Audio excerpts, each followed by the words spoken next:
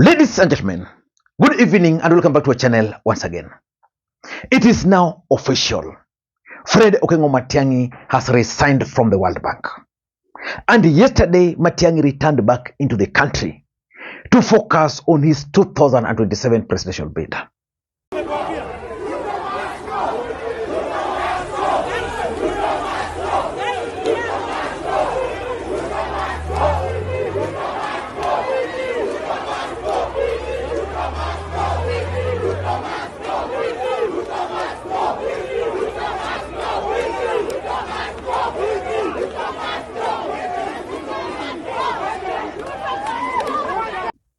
And you could tell from the way Matiangi was received at the airport.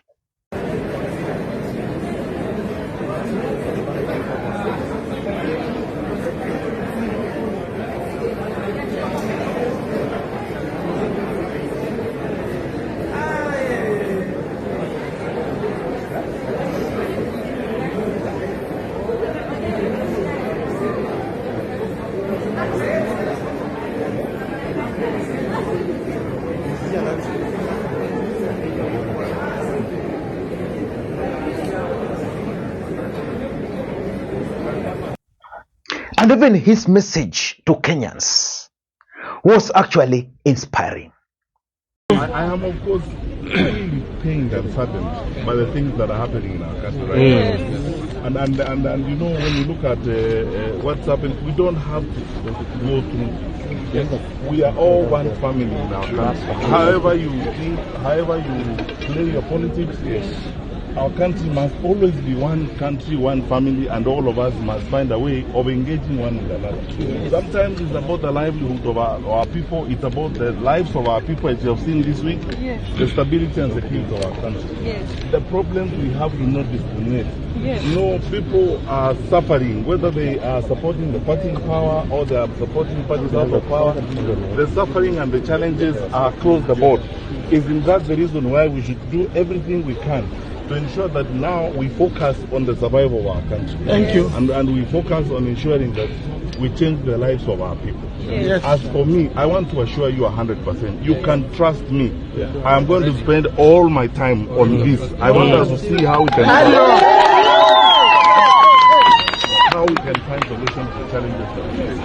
Yeah, that's why you have not had me making negative statements and so on. Because as I always tell you, my brothers and sisters, negative energy has no returns. Yes. Let us focus on solutions, finding solutions to our problems. Yes. Half of our problems have nothing to do with money. They have to do with management and leadership. Yes. We are better people. We have sufficient capacity in the country to manage the country better. Amen. And let us all now cross ranks, come together, focus on solutions to the problems we face. Yes. Yes. Not the people, not the solutions. Let's focus on solutions. Yes. Na tujipange, waambie watu wetu tafadhali Gen Z.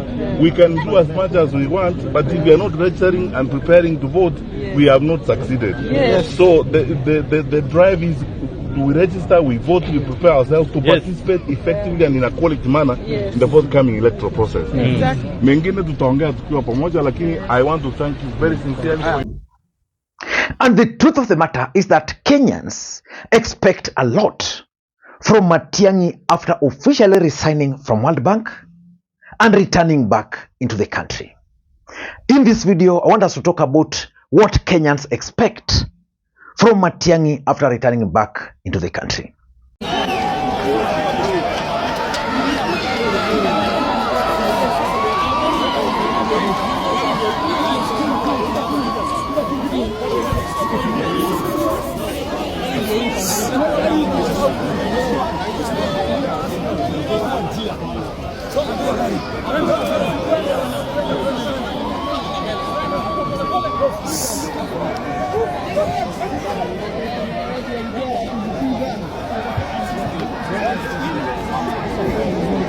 Ni gani?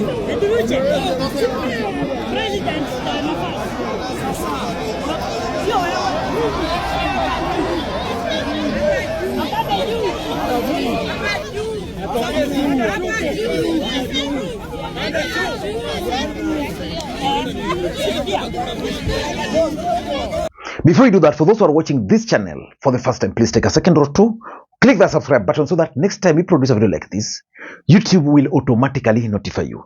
And to the subscribers, I want to continue thanking you guys for your continued support. Because without the support, this channel cannot be where it is. Ladies and gentlemen, without any further ado, allow me to dive in. Ladies and gentlemen, Raila Odinga today attended cabinet retreat in Karen, Nairobi.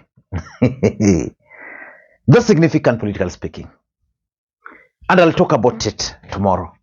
Because you all remember yesterday I told you I was going to attend some funeral and I've just returned back.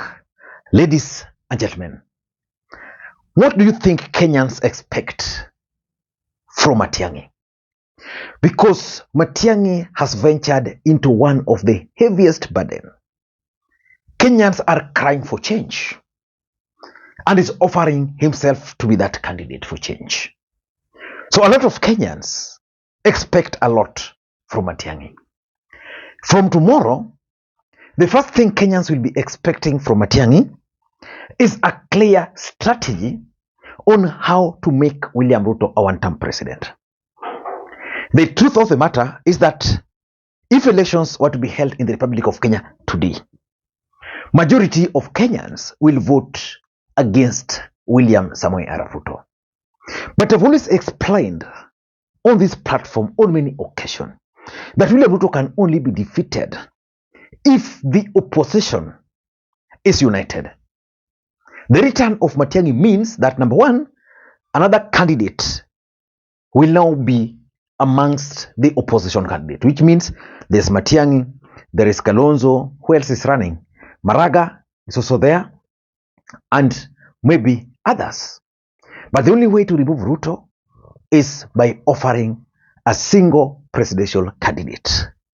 So Matiangi must tell Kenyans the strategy which he believes can actually make William Ruto a one-term president.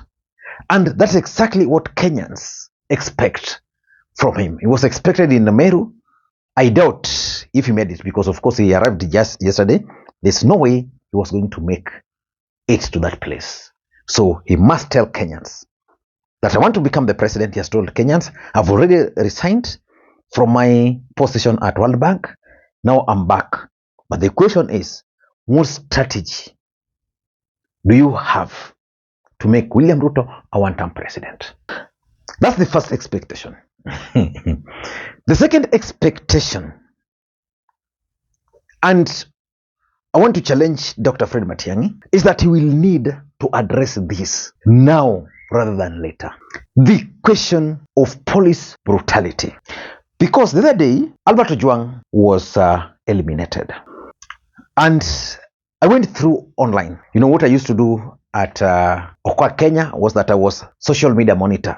My work was to check what people are saying, then compile them, and then give to the team. I've been going through social media, and Kenyans are very angry and very bitter with William Ruto and his government, especially in the face of the brutal murder of Albert Ojwang. And of course, after that, we witnessed other police brutalities. And the name of Matiangi was coming up because Kenyans believe that Matiangi has what it takes. But there was the question of his role when he served as the cabinet secretary during Uhuru Kenyatta's time. Remember when Uhuru Kenyatta was the president, William Ruto was the deputy president, very powerful at that time, and then Matiangi was the cabinet secretary for interior. That was before the handshake. And after the handshake, Ruto became powerless, Matiangi became very powerful, and there were those issues around Yala River. So Kenyans expect Dr. Fred Matiangi to explain to Kenyans, and for me, that should be one of the priorities.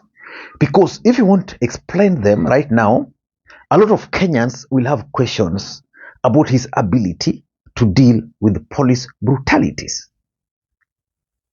With police brutality in future.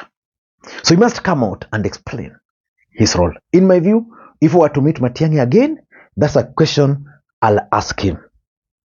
Can you tell Kenyans about what you know at this period? Because you are the most powerful person at that time. Ladies and gentlemen, because Kenyans are not smart, their other expectation of Matiangi is to offer a clear strategy on how he's going to outperform William Ruto in terms of service delivery and others. Remember, William Ruto was voted by Kenyans after offering and making several promises to Kenyans. 90% of Kenyans up to now believe that William Ruto played them. Matiangi wants to run for the presidency. Of course, he has track record. When it comes to performance, you can go to all the ministries he served. Excellent. But Kenyans want to compare his strategy. If Ruto has failed on this, what does he have? What is his strategy? For example, there is the issue of housing levy. There is the issue of SHA. How will he make SHA better? How will he make housing levy more affordable? Those are the questions Kenyans are asking, because Kenyans will have to replace Ruto, but not through any other thing, through agenda. So which means beginning tomorrow, Matiangi should have a clear agenda for the country. Because if you want, Kenyans are going to disappoint him. Because the young generation are demanding for transparency, accountability, and of course, the agenda. So that's number 3. Number 4, the Gen Z equation. I listened to David Maraga the other day. And David Maraga projected himself as the Gen Z candidate. The truth is, the Gen Zs are going to be a major factor in 2027 presidential elections in the Republic of Kenya. Luckily for the opposition, these Gen Zs have a bone to chew with President William Ruto, which means it would be very difficult for them to support William Ruto. But who are they going to support? Are they going to support Maraga, who is now saying is their candidate? Omtata, whom they believe has done a lot for the country? Omtata, whom they believe has done a lot for the country? Or are they going to go with Wamunyoro or Matiangi? Luckily for Matiangi, a lot of Gen Zs believe that he can actually transform the country. Remember, when he was the Minister for Education, he introduced reforms which these people, the Gen Zs, were direct beneficiaries. So the question is, what is his strategy for the young people? Beginning tomorrow, he must start addressing that clearly. And lastly, and this is something which I keep on asking here, what is Fred Matiangi's strategy of winning Raila Odinga's support base?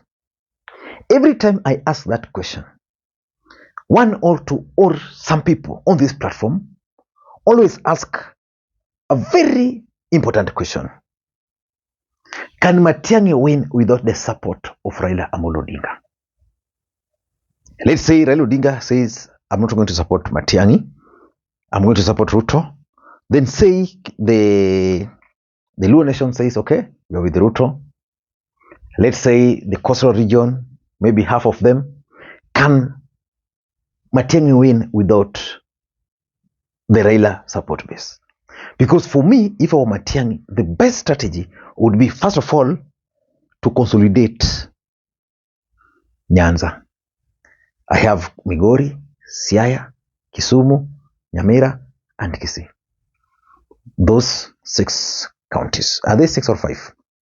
There's the Siaya, there's the Kisumu, there is the Homa Bay, then there's Migori, there's Nyamira, and Kisii. 6.